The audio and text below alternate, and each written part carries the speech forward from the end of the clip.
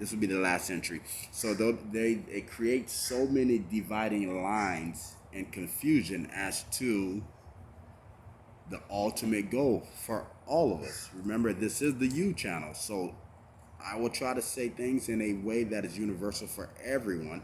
And the ultimate goal for every human on this planet is to get to eternal life. That's the destination. So, for those who are of faith and who actually get to the point where they say, yes, I believe Jesus Christ lived. I believe he's real. I believe he's either a prophet or he is exactly who he say he is, and he is not only the Son of God. Some believe that he's just the Son of God. Some believe that he is God and the Son of God, 3 in 1. And some believe, even the Muslims believe that yes, Jesus Christ was here. He's a descendant of Abraham, the descendant of David, but he was only a prophet.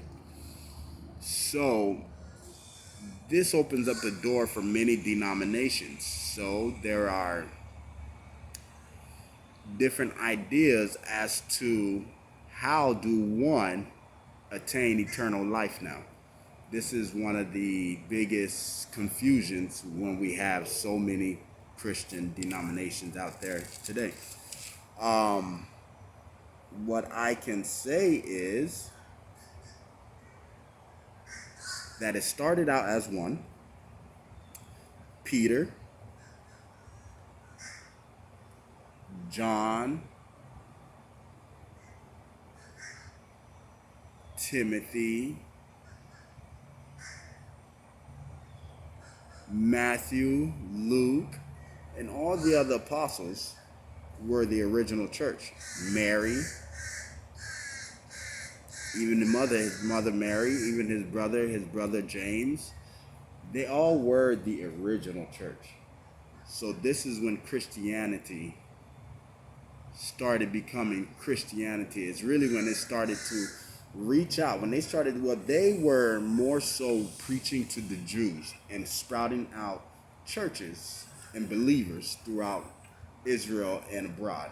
And then you have Paul. Paul was one of the primary ones to push the New Testament, to push the books of the New Testament, which, if you were not a Jew at the time, you were considered a Gentile. A Gentile pretty much was everything else.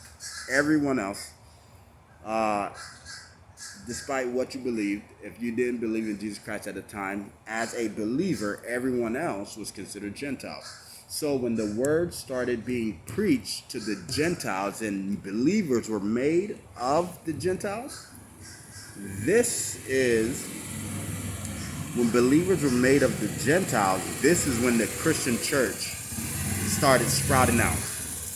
Now this is when you start having Christian churches springing up all throughout, not only ancient day Rome at the time. You also had Christian churches sprouting out in Israel at the time and throughout the world, and it started to spread out very quickly. And now this is when you start to get denominations. Originally, it was just the Christians, and they were called believers, and they were called believers of the way. Even the faith was called the way back then.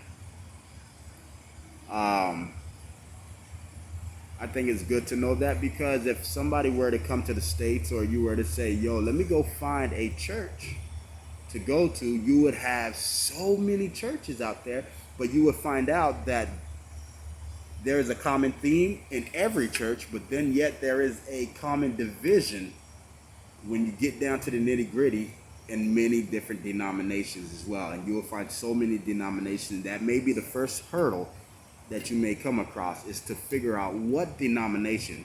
And the best way to figure that out is, what do you believe? And the best way to find out what you believe is what actually confirms to your conscience and your spirit to the truth by reading the Holy Bible. So that's why I said I'll use this as a reference to understand more about the Latter-day Saints and understand and to delve deeper into these topics.